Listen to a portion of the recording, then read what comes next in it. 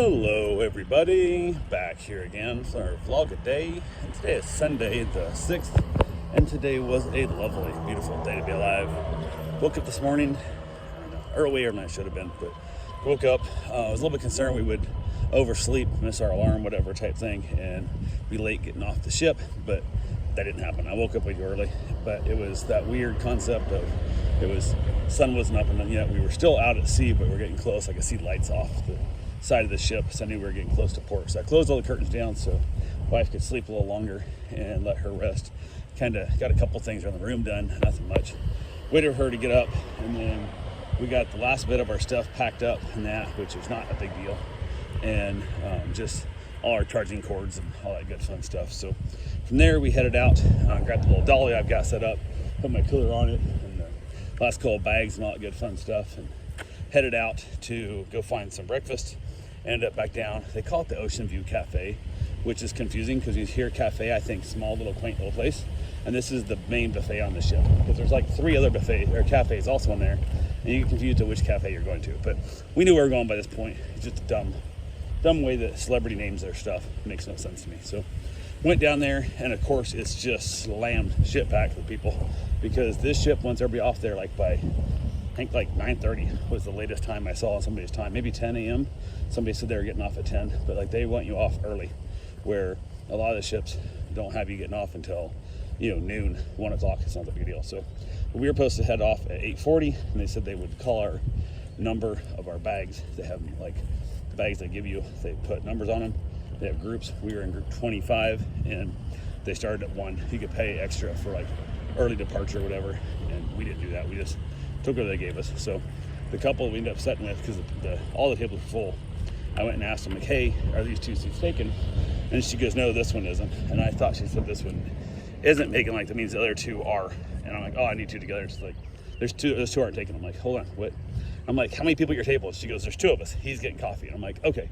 So then she goes, yeah, there's room for the 2 of us. So we sat down, chatted with her for a little while the husband was doing whatever he was doing. And we went and got our food. We dropped our stuff off in the hallway. Went and got our food, came back and chatted with her for a while. And the husband showed up. We chatted about how they get off the ship, what time they got off the ship. And it was their first time on Celebrity also, so they were really kind of confused. And they had a text from the app that said they get off in group, like, I don't even remember what time what the group was supposed to be, but their bags all had a different group number on it. So now they're ultimately confused to what it is. So who knows? I said, worst case scenario, you're going to be down at the baggage claim, waiting around for them to bring your bags to you. That's the worst case scenario. So they go, okay. So came time, finally our group was ready to go. And every time they announce a brand new group, like herds of people jump up and rush. I told Karen, I'm like, let's give it a little bit here, because the groups have been taking about 25-30 minutes each to announce the next group. And I think that's when they get enough people moved out of the way and they move up the next group. And I said, why don't we wait like 15 minutes and we'll kind of hit that sweet spot. Hopefully we won't have as big a wait jammed up at the exit of the ship itself. So she thought that made sense. So we hung around a little bit, slowly took our time over to exit the ship, get off. Everything was good. Had to scan a little card thing and stuff, and there's just some really dumb little things the way they do it. But we get off there, go through the TSA, the customs come back and literally take your hat and your glasses off, and I look in the camera and it says, get out of here, like nothing. So I went and found my bags, and it was fairly easy to find. We're wheeling them out of there. The scanner thing for the passports says, yeah, we recognize your face, and apparently I'm not a threat. I think I'm bringing shit back in the country, because they waved me through, didn't ask me about body anything, declare, not nothing. So I was like, okay, whatever. So we head off, and then I basically stationed my bride up at the edge of the building near the the pickup points for people, and I had to go find my car. And our ship actually, like, it was pointing a different direction and stuff. It was kind of a weird thing. So I was like, I'm not really sure where we're getting off here at, but we'll get it all figured out. So went ahead, was able to find the car finally, get there, and there's like 3 elevators in a row, and the line starts the back of the elevators towards the garage site, which is dumb because we're all coming from the port at this point. So it makes no sense. But I went there, didn't realize there was a line. I wasn't sure what was going on. I saw people there, but they were waiting for cars because they were kind of more in the parking garage, not the elevators. And as I went to push the button to like call the elevator up, some lady who was wearing like a parking garage shirt thing screamed, "There's a line!" Just fucking aggressive as shit. I'm like, okay, calm down, lady. Jesus Christ. So we went back to the back of the line, and then the elevators eventually got filled up. We got there, I got in the elevator, went to the very tippity top, got off and found my car, headed back down, and had asked the person there, also another person, not the one who yelled at me for the elevator thing, but do we pay at the gate? Because I left my ticket in the car, because there's like a pay thing right as you get off by the elevators. And he goes, yeah, you can pay at the gate. Cool, no big deal. So I head out, flying out of the parking garage. They're not very well marked to even get out. It's an old antiquated system that they need to have somebody else that comes in who doesn't know the parking garage, because they're like, yeah, we've been here 100 times, we know how to work it. But have somebody new come in and look around and tell them what they think and like what would make this easier to get in and out of here, kind of thing. So get out, pay for my stuff, and there's a person standing there, and I'm like, what the hell? But I still got to use this stupid machine and put in my credit card and all this kind of stuff, and the sun is shining right in the machine, so I can't read it. So she has to step around. Her job is to basically block the sun with her body and then tell me what the screen says, so I know what buttons to push. And I'm like, wow, this is a really bad design. If you guys could just build a canopy on this or whatever and whatnot, and it seems like you could solve a lot more problems here. But so I head out of there, and I finally get back in the line over where the cars are, and there's 2 lanes of like pickup, there's 2 lanes of driving, and the guy that's at the front where you're pulling for pickup is pointing me out towards the road. I'm like, I'm here to pick up. I'm like, the guy's like, pointing me out the road. I'm like, I'm here to pick up. I just watched like 5 other cars going to the pickup side. And I'm like, I'm here to pick up. He goes, they can fucking walk. And I'm like, Jesus Christ, dude, calm down. So they're all pissed off. Apparently they got to walk across the street now, which isn't a big deal, but I got multiple bags and all that kind of fun stuff. So it's going to be a bit of a pain in the ass. And I'm like, not a big deal. We're going to get work. So I get there and finally find her. And she said she moved closer to the pickup area. I'm like, what are you talking about? Like, I told you to stay right where you were. So finally find her, and she heads over, and basically I gotta make multiple trips. So I'm parked now in the driving load, not the pickup lanes. I'm actually in the main driving lane. So I'm like, oh well, what are you gonna do? So went ahead and said the hell with it, grabbed all the bags and stuff, and as I'm trying to get over the giant curb to get to my car, the TSA agents that are like directing traffic and stuff are like clearly in my way. Like, I'm like right there, and she goes, what do you want? What do you want? So I'm trying to get in my car. She goes, well, get to it. And I'm like, you're in my way. Like, you're standing like right where my trunk is. And I'm like, this is ridiculous. Like, what the hell? And she was just so aggressive. The other guy's like, what's your problem? Like, well, that's my car, and the only way to get to my trunk is right where you guys are at, like to come on the curb. And it's like this giant sloped thing. I was just like, I'm so over this port. I don't ever care to come back to Fort Lauderdale again for this sailing port. Like, everybody's been super aggressive. The cops have been aggressive. It's just, everybody's just a piece of shit. I'm like, whatever. So those people finally realized, okay, actually they were in my way. So they moved down like 5 feet, which is all I need them to do. Move like 3 feet, could have been fine. So I'm like, la-di-da. So I go back, get the loading stuff in, go back and get the next load of stuff, come back over, Karen follows me. I'm loading stuff in the car, and another agent comes up and tries to pick up my dolly and move it for me, which I think he was trying to be nice. But I looked up and saw him, and I'm like, please don't touch it, because laying on there was a bottle of rum and some other stuff that could easily fall off if he tilts it wrong. And what am I gonna do? Tell the guy, you owe me money for rum now? You broke when you shouldn't have been touching my shit to begin with. He goes, you gotta clear the street. And I'm like, you're in the street. I'm blocking the street because they put me here. Like, what the fuck are you talking about? Like, whatever. So he was mad because I told him not to touch it. He was still picking it up, moving it, and then he's gonna yell at me because he was doing the safety to keep the road clear.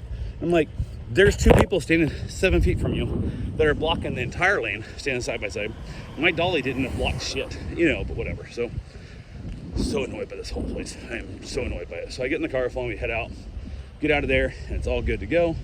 Get the GPS punched in, we head home, and I had a couple sodas left, so I was able to have my Mountain Dew for the road down. 3.5 hour drive home. So just kind of choosing up. Karen keeps dozing off, falling asleep pretty quickly, and I had not slept great on this whole cruise, and so I was like pretty tired, and it is what it is. So we're driving back. I stopped and got gas at one point, went in and tried to buy lottery tickets, and gave her 2 $2 bills. I said, one Mega Million and 1 Powerball, easy pick each. And she sees the $2 bill, so it's $4. Comes back, she goes, $7. And I go, what?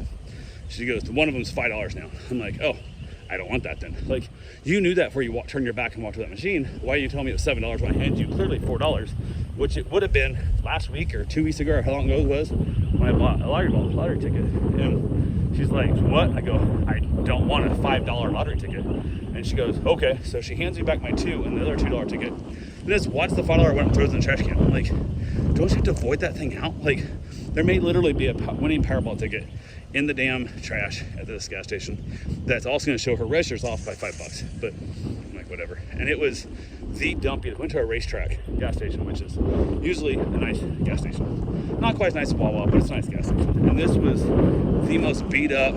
Floors are chipped. The doors are all banged to shit. Like, it was just so run down. It was so bad of shape. So we hit on home, stopped for the rest stops, just walked, stretching my legs up, trying to stay awake. Got myself a cigar, and then we got, I don't know, 30 minutes from the house maybe, and the dash light came on saying my car was hot. I looked down and the temp was high. So I was like, okay. So I kicked it off, let it cool off. So I coasted ways, kicked it back on again, and we pulled over, let it cool off a little bit, and I was low on water. I'm like, well, it's hot enough now, I'm afraid to put water in it. So, because you can crack a head. So I was able to keep an eye on the gauge, and literally I get going to speed, shut it off, let it cool off, and I cranked the heat on full blast in the car to pull extra heat out of the radiator out through the heater core, and there's no heat, which tells me I am low on water. So luckily at this point, I'm already on 442, I'm almost home. So the car ran for about 7 more minutes total, because I would speed up, clutch it, and shut it off and let it coast for however far I could coast, and then do it again, over and over again. And we got it home and let it cool all off, got my stuff inside, everything all carried in that, and I was just exhausted, I was tired. So I laid down while Karen did a bunch of laundry and whatnot, and I got myself a little bit of a nap.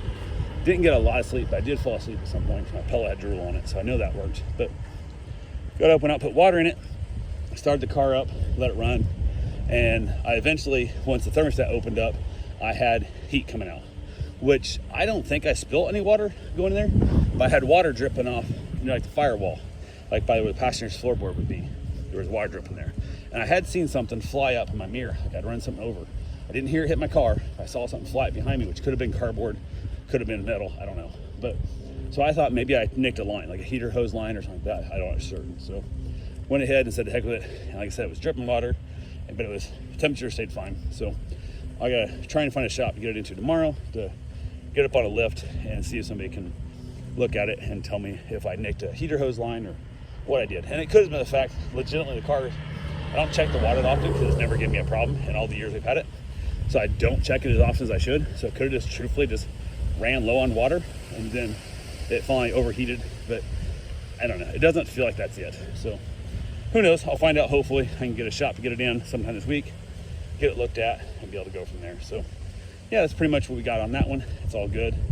Went ahead, and other than that, there wasn't too much going on. I got back after I checked the car, went for my run, got back from my run, and as I was finishing that run, I called my mom, kind of updated her and let her know we were home and safe and how the trip went and that kind of thing. So I hadn't talked to her for a while, so talked to her, then got back inside, discussed what we were gonna have for dinner. She decided she wanted to have a frozen pizza. So I was like, cool, let's knock that out. And then I went out and it was like a wood-fired pepperoni and tomato or something, or it was from Costco. So heated it up, and it was kind of small, but it wasn't bad. It was an all right pizza. It was already like that wood-fired, so the crust already has like that brown, like kind of burny look to it, or it's already been like an oven. So it's hard to tell when it's fully cooked, but she's got melted, so we're good. So had that, watched a little bit of TV, headed outside, had a cigar, came back in for a Dorito snack, and wrapped it up, called it a night. I watched a little bit of Castle. She went back to sleep because she was exhausted as well. So that's all we got for right now. We'll talk to you guys tomorrow. Have yourself a safe, wonderful day. Thanks for watching.